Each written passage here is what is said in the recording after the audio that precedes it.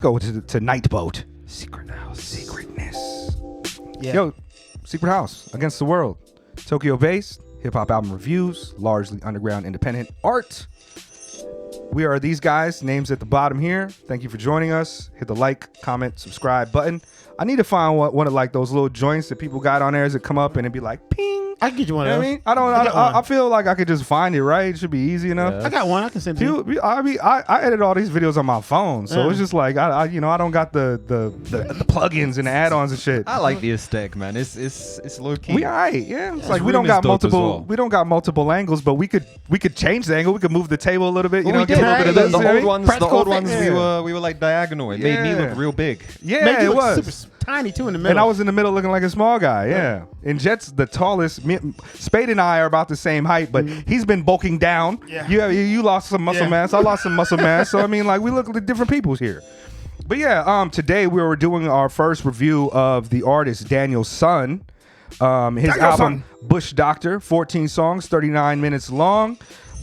This is an album that just came out. I think he dropped another album after this though. But we were planning on reviewing this one for like 3 weeks, I think. So wait, yeah. which album then? Bush Doctor is the one we doing. Wait. Which one you did? Hold on. Sure. Hey. I feel like if he got the wrong album, this is like the third or fourth time he done that, right? Yeah. Which one did you do? Wait. All right, so we got Bush Doctor, which just dropped fairly recently. I might put on something. Let me put that on in the background. I think it'd be fine. I don't know if we're gonna get copyright struck. Yeah, Bush Doctor. This is an album with a variety of producers on it. They've got some cats that I don't know. Damn it. Which one did you do? Ghostline? Sun Tzu. Oh, that's the one I sent you earlier in the year. I sent you that song earlier in the year. But yeah, this album's got a few features on it. Tracks by Future Wave, Cypher Sose, Fiber Optics. We've got ST Knack on here, a cat named Gums. Yo, there's actually on this album the homie Wino Willie, who's I call him a homie, but I was just introduced to him on the internet on Facebook a couple years back by my guy Davu Flint. Davu directed Wino Willie to me to send some beats so I could check him out, and I've been friends with Wino Willie on Facebook, which I don't really use, but I've known this guy for a long time and I've known he's dope. He's got a variety of tracks on here. I actually really like all his production on this album, and Bush Doctor, man, is really good. As I like us to get in and talk about how we first got into Daniel Son, what we know about him, or those type of things, our general thoughts on him as an artist. Does somebody want to go first? I've been talking a lot. I will say this is my first tiptoeing into Daniel Son, and although I listened to the wrong album, I didn't think he was that bad. The Future Wave album is really dope. The collab, the Sun Tzu and the Wave God joint album. That's actually, for me, that was the first full length that I listened to from him. I heard about him a few years back. He had like a track called Boakao, like the kickboxer. Yeah. And also he was on the Off Top Freestyle channel that I like. I sent you that Navy Blue freestyle a couple weeks back. By the way. He's so ill. But you know, Daniel Son, I was like, oh, this fool is pretty dope. I understand like the approximate lane of music that he's trying to make, and I think that he's wildly successful at it. He's got a dope voice, and he can rap his ass off. What? Yeah, I don't know. I've known his name for a long time. That Muay Thai joint you were talking about just then, Boakao, I guess. I've heard that one before, but this is my first like full-length listen. This is the first time I've actually sat down and listened to him. This is the second full-length listen that I had. It was the first one was that Future Wave collaboration with him. Joint. Yeah, and that's a later album. That one came out earlier this year. This one came out recently, Really? And then there's another album I think that just dropped. Because on Spotify, this is the first one. Okay, now. Oh, he's got a single called Ghostline. But then Sun Tzu. That's true. It's above it. Yeah. I wonder why that is, because I think Bush Doctor came out. Let me double check. Bush Doctor came out in May, and the Sun Tzu shit came out in like January maybe or February. Yeah, January 1st is the Wave God. That's what I get for not paying attention. That's on me. Sorry, guys. No, it's all good. But yeah, I guess let's go ahead and get into it, man. He's also got a song called Sokoju, which is also an MMA fighter. So I guess that's his lane, right? See a theme. I thought Sokoju was good. gonna. He beat Arona. Yeah. He beat Arona. He beat fucking Shogun. Didn't he beat Shogun? Shogun, yeah, we thought yeah. he was going to be the truth right as Pride was ending, but then his career didn't go much. They used to call him the Predator, right? Yeah.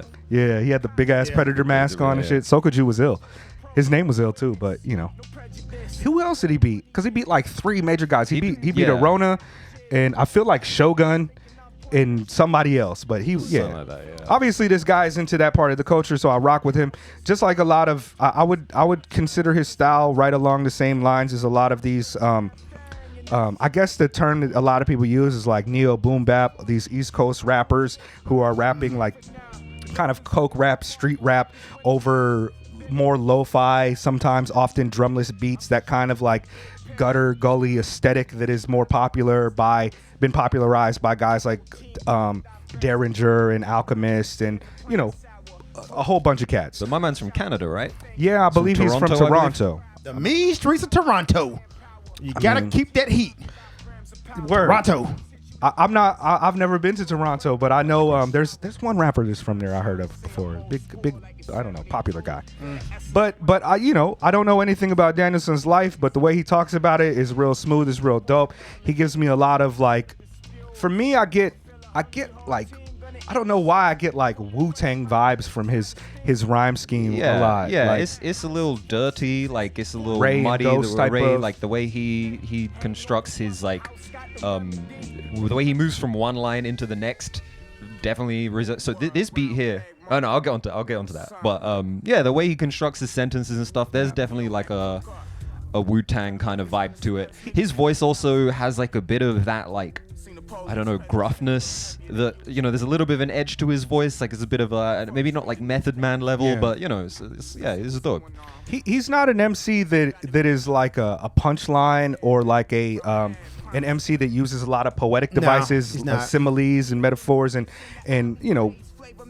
a lot of assonance. He just kind of like goes off with interesting sentences, like a lot of snakes in the grass type of dope shit. And I actually, I listened to this album a few times, and a lot of times when I'm listening to like lyricist type of rappers or people who are real like splashy or artsy with the language, I like to write down the bars, and I noticed that I didn't write down many bars on this, but as I go back and listen to tracks, lines have stuck in my head and I know how to do that vocal run. I just didn't write it down. So overall, I really do enjoy this Bush Doctor album.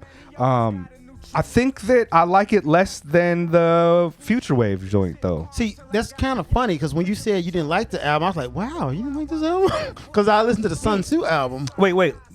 Let me back that up. I said of the albums that we're reviewing today, it's my least favorite of the 3. I didn't want to put words in your mouth. Sorry. I think the album's solid. Yeah. Solid. When I listened to the Sun Tzu album, one thing that hit me, it was a lot of coke rap, a lot of drug. It does kind of straddle that line between jazz, fusion, and boom bap. So I see where he's trying to go, but honestly, I don't know if I believe him. Word. I think he needs more people, but that's just my take on There's a lot of people album. on this album, man. Well, see, I didn't listen to this album, so A lot of features, a lot of production. I'm gonna step back. One of the things that I like, a lot of this I have to listen to as if I was listening to somebody who's rapping about their life experiences. I don't listen to it like I'm watching a film like The Godfather, because I think a lot of these themes is like inherently negative to children listen to it or something. It might be, and I'm not saying that you can't make music like that, but it does influence kind of like my willingness to entertain your art.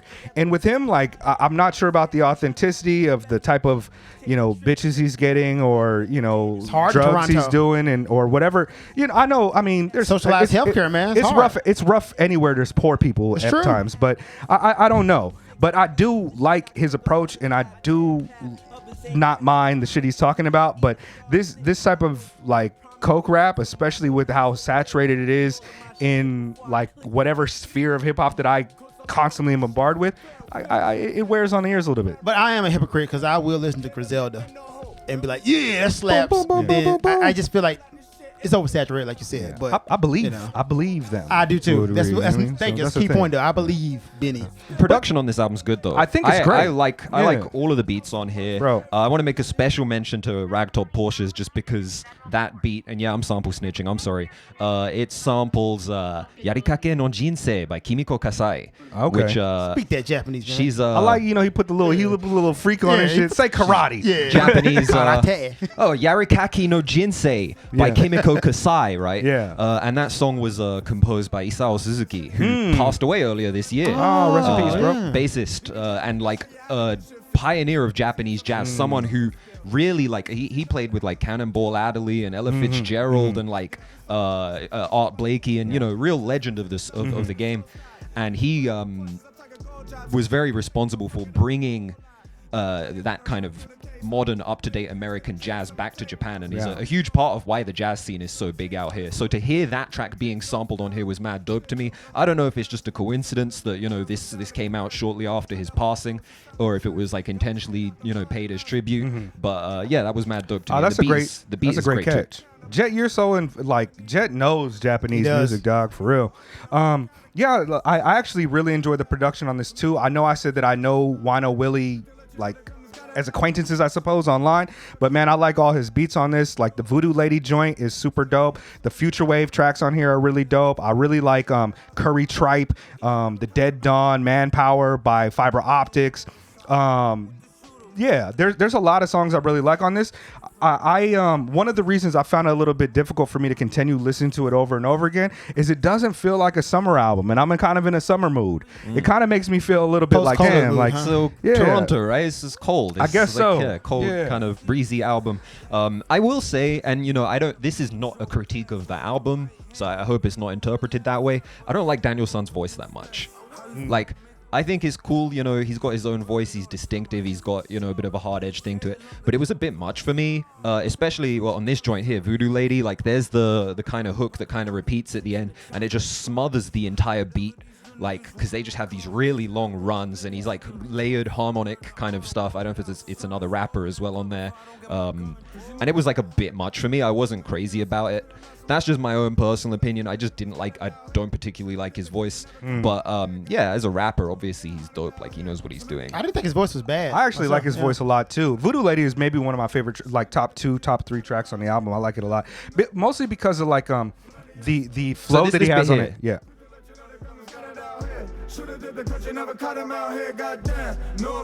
It's just a little too much for me. Like, it's kind of drowning out the beat, and a part of that, I guess, is also the mixing. But I don't know. It was like he's just a little too close to me when he's rapping, and I don't know that. my face. I wasn't crazy about Right. it. Like, there's like a breathiness in it that I wasn't crazy about, and you hear it across the whole album. But like I said, that's not really a critique of that album, as opposed to my own personal biases there as a fan of the genre.